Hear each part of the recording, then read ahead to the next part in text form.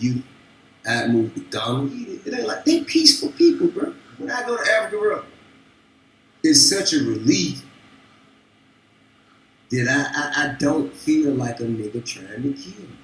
I mean, there's different places where you can go, man. That shit is phenomenal, man. Some of the best land, some of the best views, some of the best weather, living that you'll ever experience, bro. In this fall, I'm going to take my talents to South Beach. We're taking our talents to Africa. To Africa. To Ghana. What? What? Oh my God, this is big news.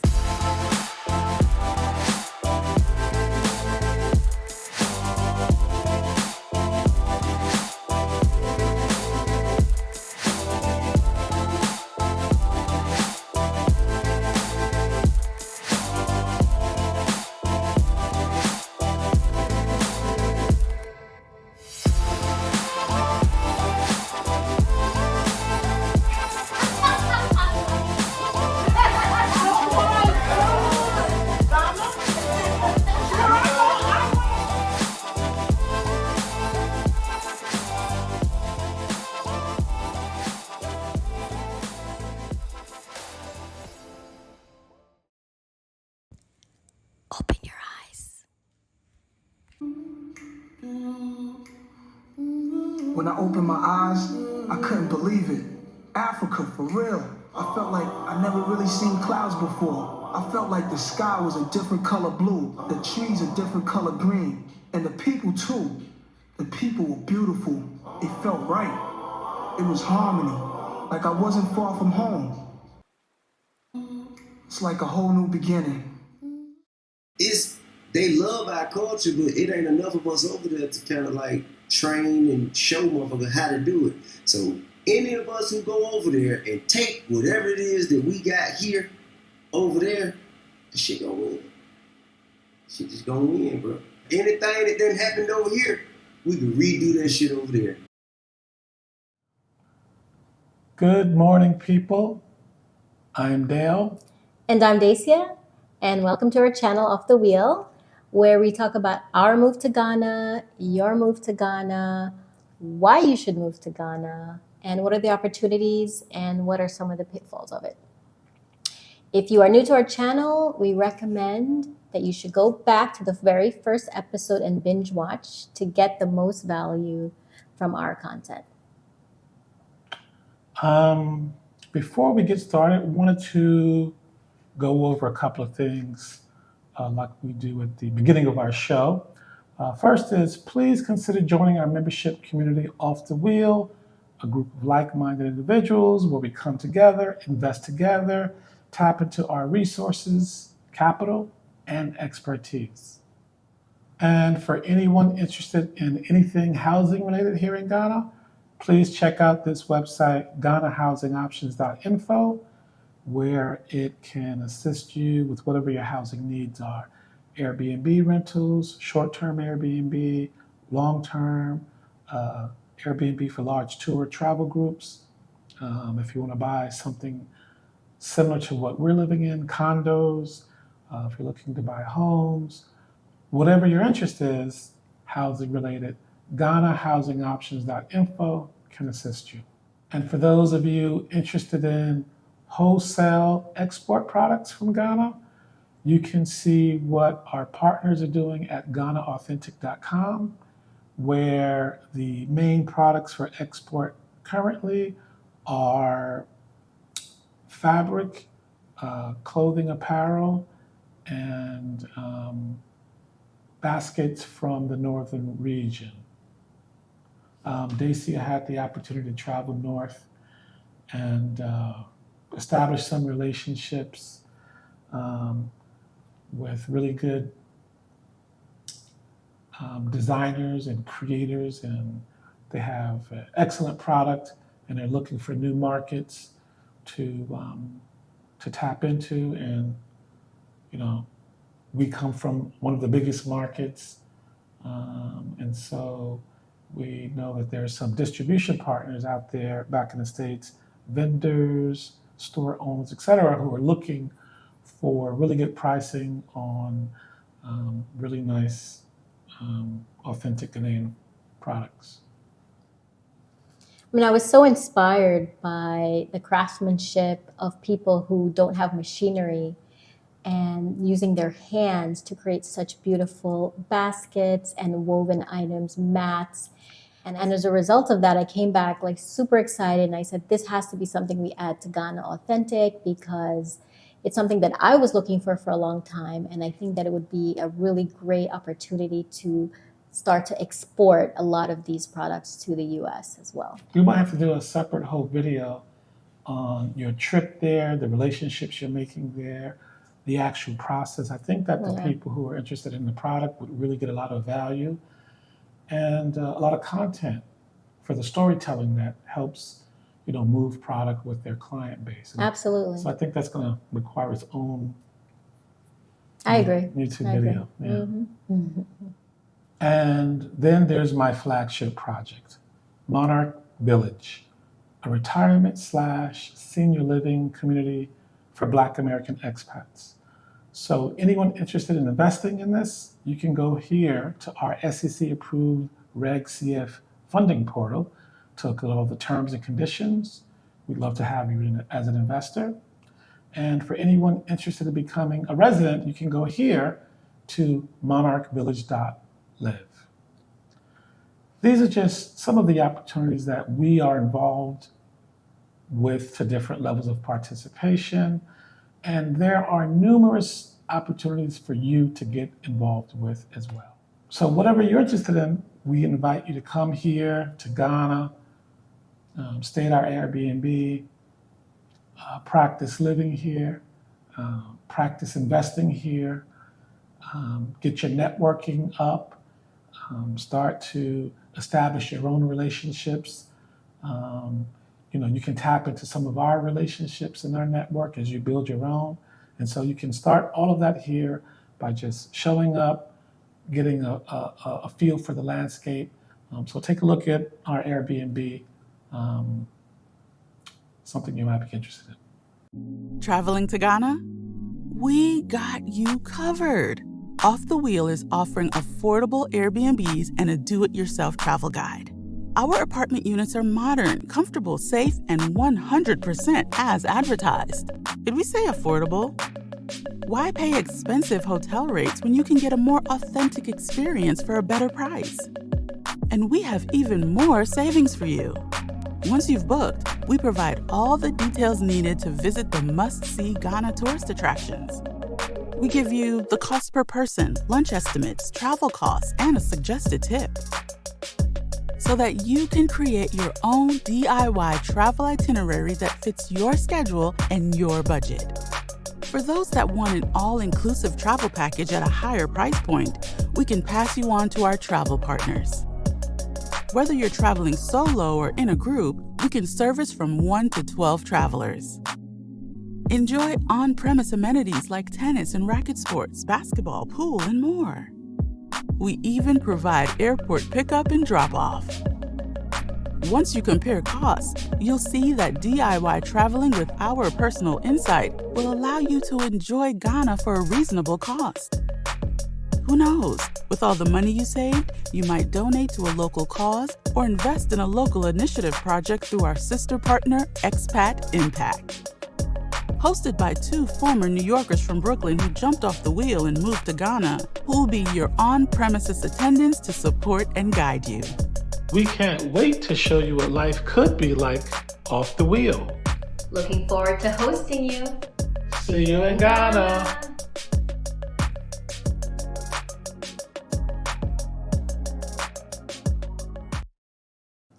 I just wanted to add, there are a lot of places that people could stay, and a lot of people kind of choose to stay in the city, which, because everything they think that they want to do is there. But I think that it's important to find places where you start to build that relationship and also to get expertise and insight.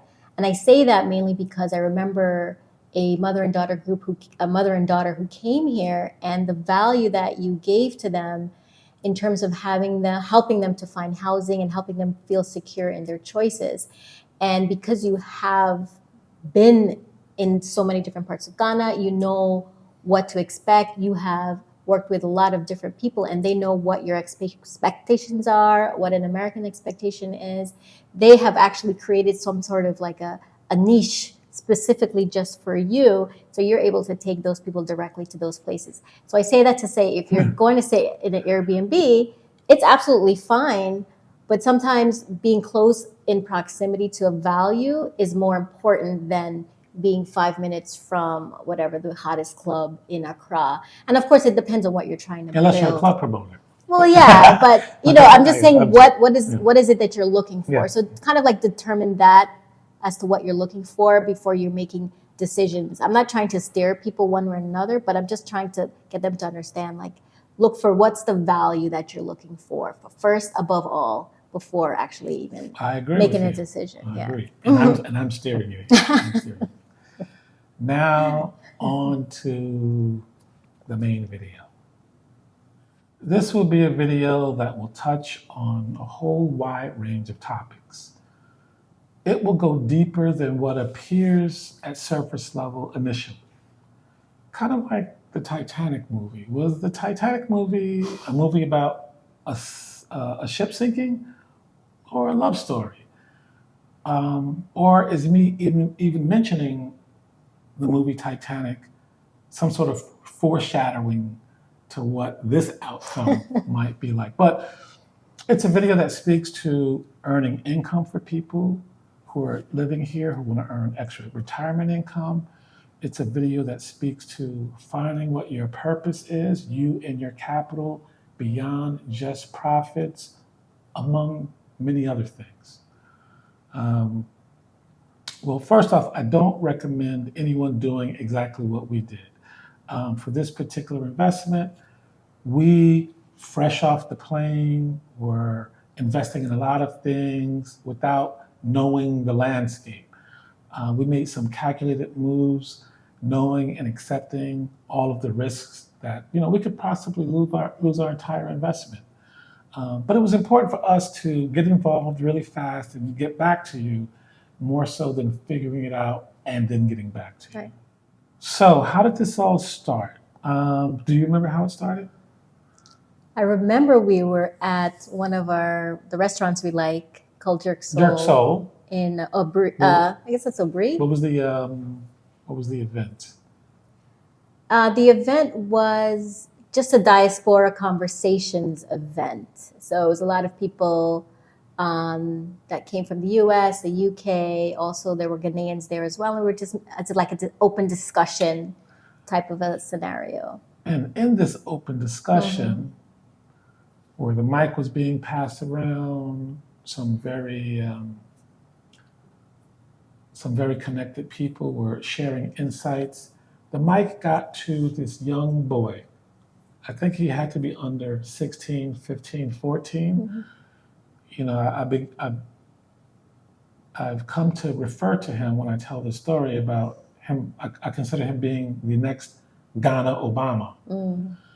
Young kid, really smart. He spoke to us foreigners, us expats, and he said, when you guys come here, you typically focus all of your energy and your money right here in this small part of Ghana, Accra. And he just talked about how others spread out into the hills, the mountains, the bush, the beaches, the landscape, the mines, the factories. But us Americans in particular don't. And he talked about how Ghanaians want to partner with Americans, but we're not in the places that they are. And Accra is not Ghana. Accra is a small dot at the bottom of Ghana. Business happens, but it's a fraction of the big country, right, north, west, east, where working people are, everyday people. So business opportunities seem like they can only be here in the city, but a lot of the untapped opportunities are on the outskirts, right. peripheries. The further you go, the less you're fighting someone for scraps.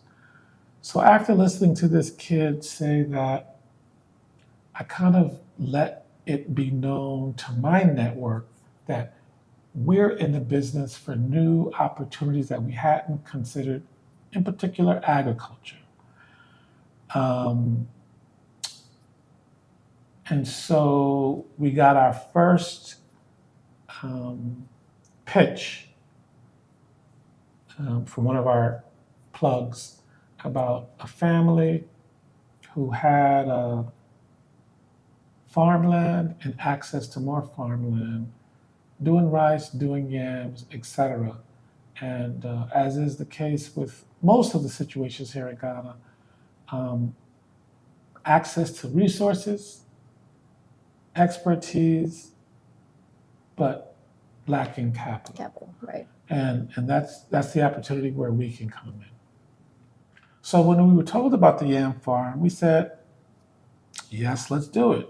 We met the farmer, and in full transparency, at the time we said yes, we didn't realize just how far this farm was.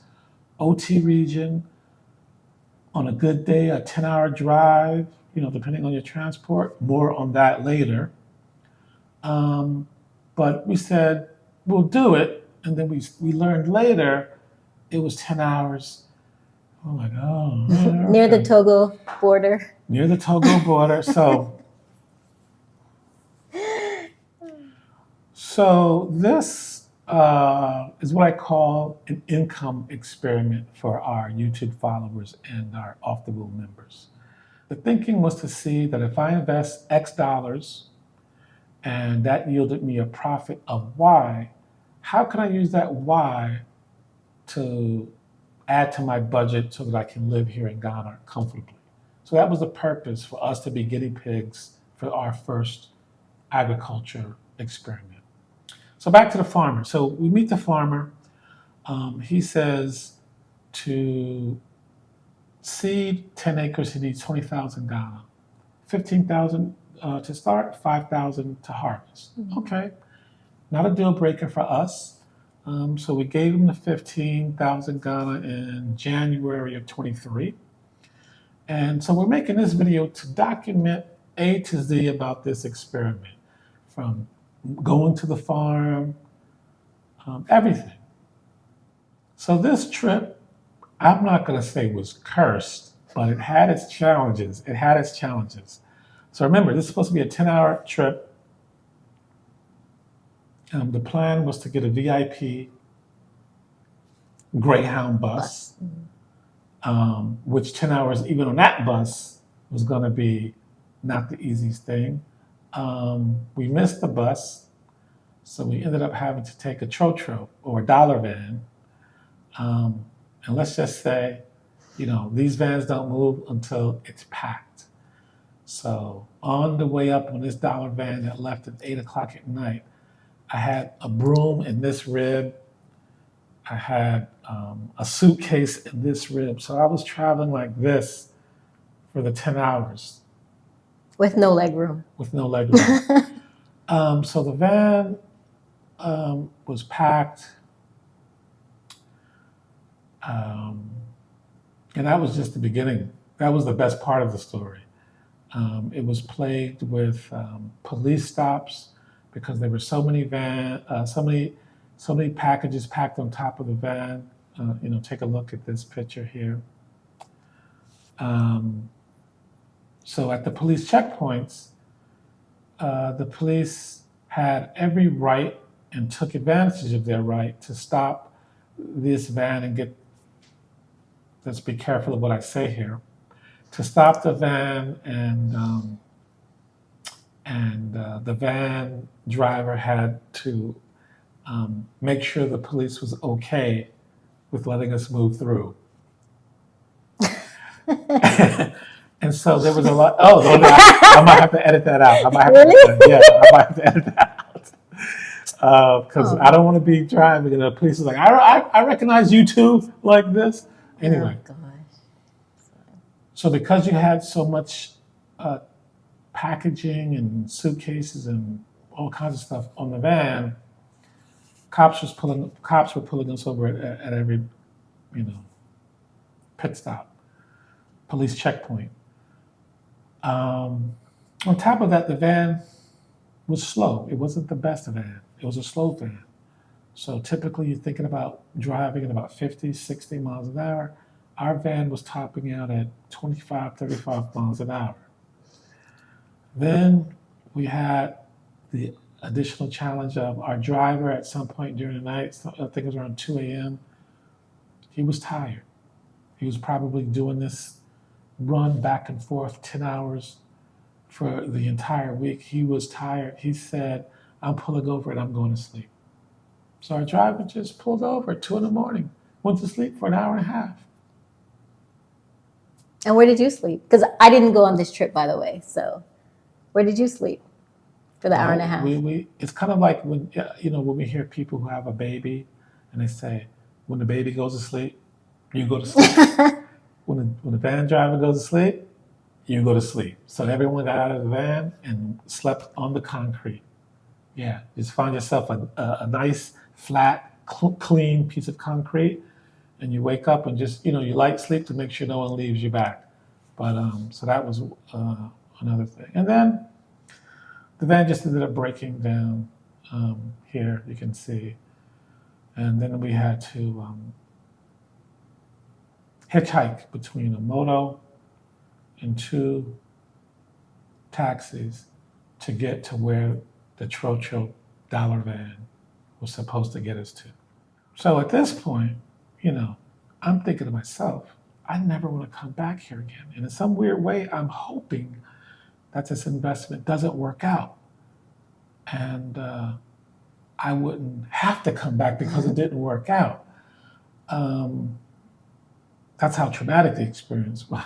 I was wishing for the worst outcome. So we eventually get into town, only for me to discover that it was not a 1-hour drive to the farm, but a 3-hour drive to the farm. So hold on. So after you got to town, there's another 3 hours to go. Yeah. Got it. Yeah. Wow. Okay. Yeah, after we got there on what was supposed to be a 10-hour drive, but with the traffic, the police stops, the driver sleeping, the slow van, and it breaking down, the 10-hour drive turned into a 16-hour drive. And then the 1-hour drive from the bus stop to the farm that was supposed to be 1 hour ended up being 3 hours. So an 11-hour trip turned into a 19-hour trip. And then a weird thing happened. By the end of the visit, I had a slightly different feeling than how I was feeling on my way up there. On our way out, we went through the village and ran into the farmer's father, who was there with his brothers, his uncles, all sitting out in the village square chopping it up. We stopped and we just got engaged in conversation. And as I'm watching them, I'm taking this whole vibe in, and I became touched at what I was thinking they might have been thinking at the moment. Question for you viewers. You ever have a moment in life, or maybe hopefully more than one time in your life, where something happens to you and you feel like you hit the jackpot? Something very fortunate, like maybe life-changing to you. Like, how could this be happening to me? I've had a few of those when I got my first job at Lehman Brothers, when I bought my first house, when I got into this Brooklyn brownstone, some other things. But those were my lotto/jackpot moments where you're like, this is too good to be true.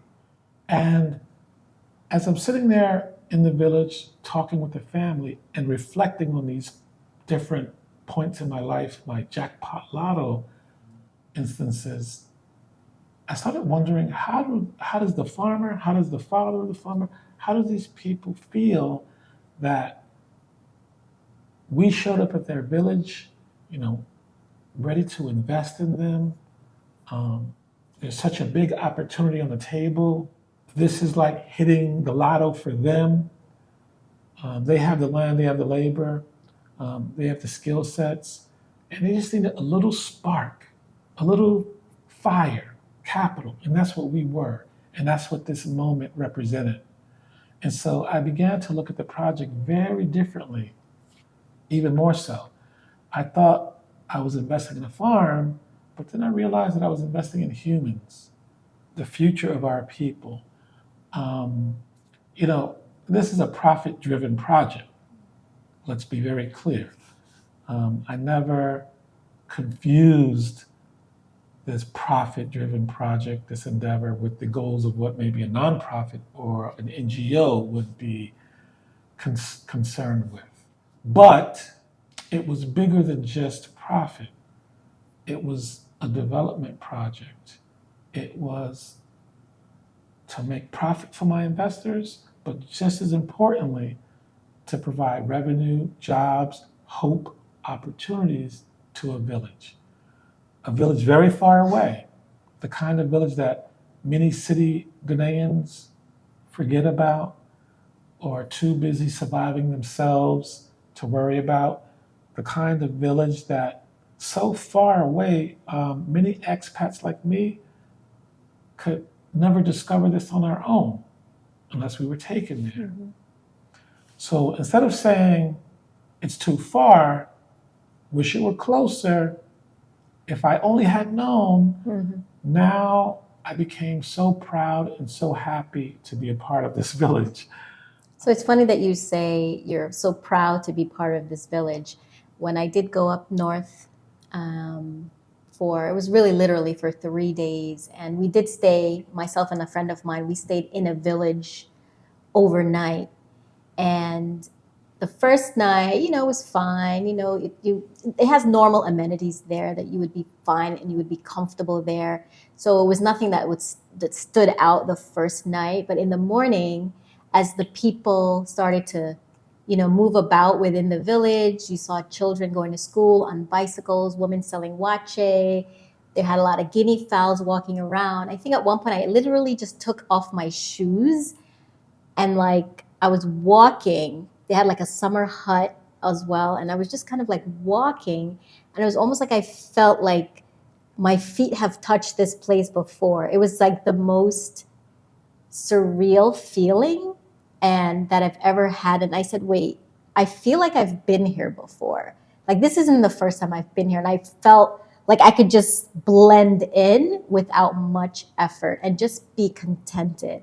So when you had your experience, in the OT region and I had mine up north, it was just something that you can't relate to somebody else, because I've traveled other places and was excited to be there. But it was, I don't know what propelled me to take off my shoes and just stand and you just got connected feel, and grounded.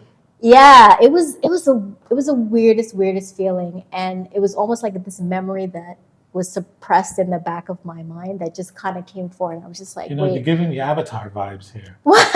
Remember in the movie? Yeah. But, it's so hard to explain it. It was just so sensory with, like I said, all the things that were going on. And it was just so vibrant and simple.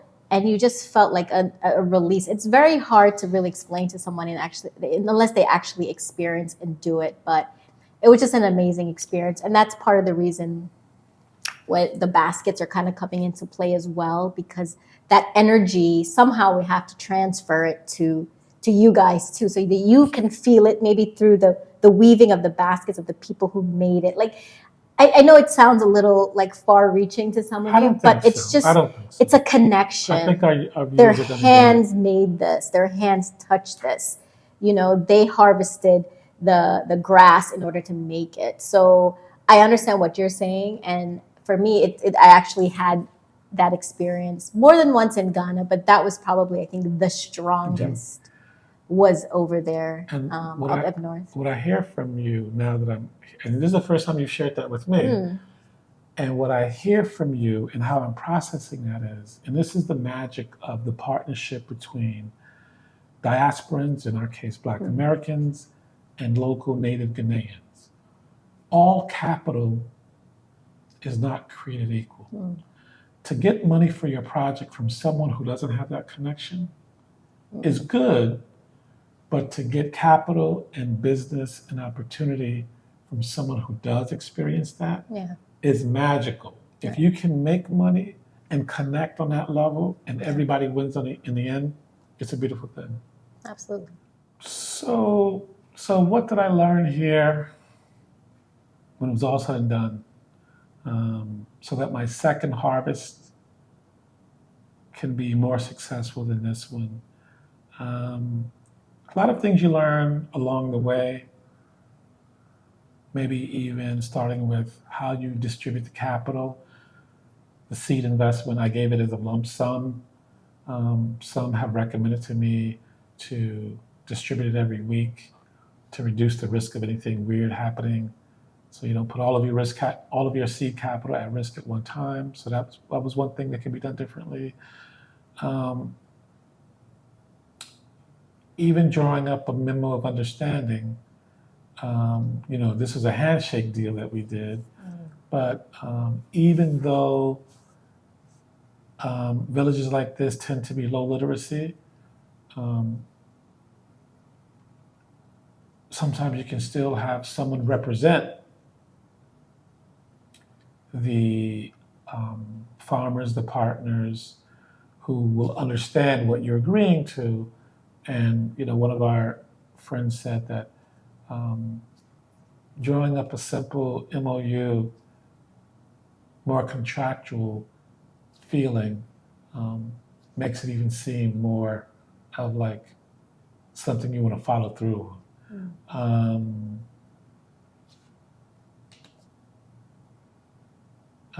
And maybe have more regular check-ins with the process. This time around I was hands off, but next time more regular check-ins. So yeah, these are just some of the things. Interestingly enough, I happened to mention this YAM project to one of my retirement investors, not thinking anything, just a throwaway conversation. Wasn't even trying to pitch him or anything. And he was all in without hesitation. So I invite you, viewers, to consider a small investment that collectively could be life-changing for villages like this. Not from a position of sympathy or charity, but from one of development and partnership. If the profits materialize in the way that we hope, we plan on doing more yams, we plan on doing rice, all kinds of produce. We plan on employing people to get compensated in cash instead of in product.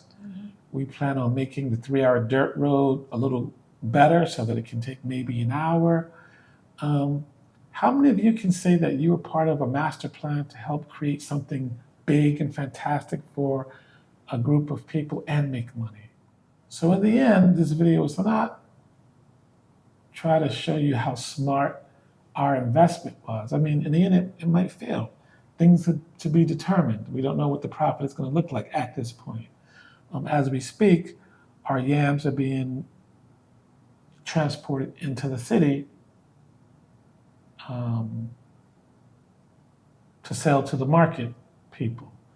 Little delay because we were waiting for Easter weekend, which is where you can command higher yam prices, but really didn't understand and didn't foresee how Easter weekend coincided with Ramadan, yeah. where a lot of the marketplace wholesalers are observing. They're observing Muslims. And so that was a delay. So as we speak, hopefully our yams are flying off the shelves. So, we'll check it on the end. But again, this video was to show you what to do. It was made to show you in real time the process from beginning to end. The possibilities when good intention capital meets hungry and enthusiastic expertise in labor. So use this as your own motivation. Use this as a blueprint, version 1.0. Find your own project to fund. Let's all make profit. let's all come together with our profit for bigger projects. So we'll see you in part 2 to reveal how it all went down, how it all ended. So that's it for this video. Thank you for watching. Remember, consider joining our Off the Wheel membership.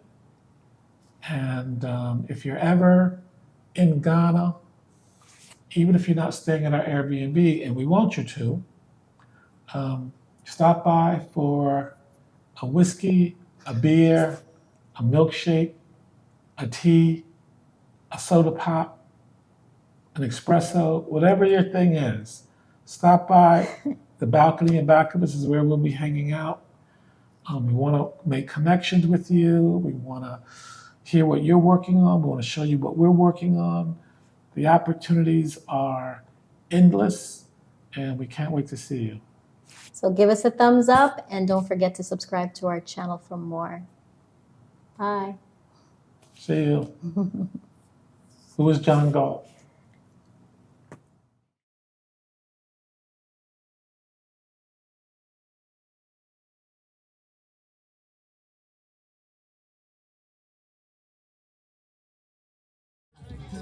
You're grooving, Africa. You're grooving, Africa. The music, Africa. You're moving, Africa. You wear clothes, Africa.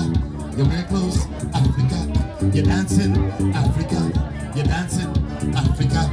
You're prancing, Africa. You're prancing, Africa. Romancing, Africa. You're going, Africa. You're going, Africa. You're going, Africa. Yeah.